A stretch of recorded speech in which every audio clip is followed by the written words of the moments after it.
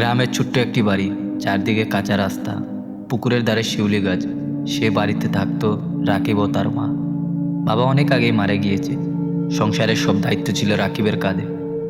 রাকিব খুব স্বপ্ন দেখত, একদিন বড় হবে, ভালো চাকরি করবে, মাকে একটা পাকা বাড়ি বানিয়ে দেবে।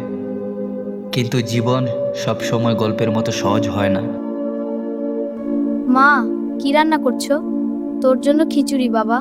খুব ভালো লাগবে। খারে বাবা, তুই আমার সব। রাকিব শহরে চলে গেল কাজের খোঁজে। প্রতিদিন সকাল থেকে রাত কারখানায় কাজ করত। হাতে কোড়া পড়ে গেছে, তবু মুখে আসে, কারণ তার মাথায় একটা কথাই ঘুরতো, মাকে ভালো রাখতে হবে। প্রতি মাসে টাকা পাঠাতো। মা ফোনে বলতো, বাবা এত কষ্ট করিস না তুই, আমি তো ভালোই আছি। কিন্তু রাকিব জানতো মা ভালো নেই। ও বুঝতো মায়ের কণ্ঠের ভেতরে লুকানো কষ্ট। একদিন হঠাৎ করে কাজের জায়গায় দুর্ঘটনা ঘটে। ভারী মেশিনের নিচে চাপা পড়ে যায় রাকিব।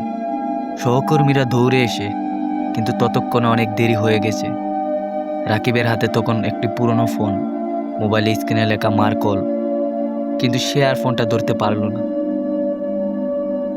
ওইদিকে গ্রামে বসে মা বারবার ফোন করছে, কেন ফোন ধরছে না আমার ছেলে। মায়ের মন কেমন যেন অশান্ত হয়ে উঠল। কয়েকদিন পর গ্রামের বাড়িতে একটি চিঠি এলো, কারখানার মালিক পাঠিয়েছে। মা কাপা হাতে চিঠিটি খুলল।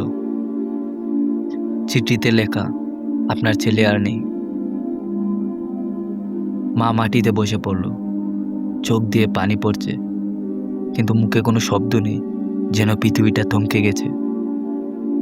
তারপর চিঠির সাথে আরেকটি কাগজ পেল, রাকিবের নিজের লেখা একটি ছোট্ট নোট।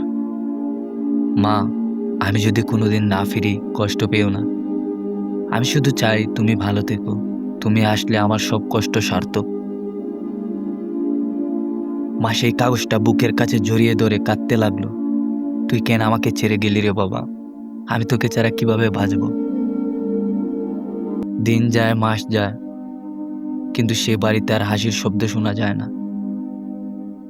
পুকুর ধারে শিউলি গাছটা এখনো আছে, কিন্তু রাকিব আর কখনো সেই স্বপ্ন দেখে না। মা প্রতিদিন সন্ধ্যায় দরজার দিকে তাকিয়ে থাকে, যেন মনে হয় এই এখন রাকিব আসবে,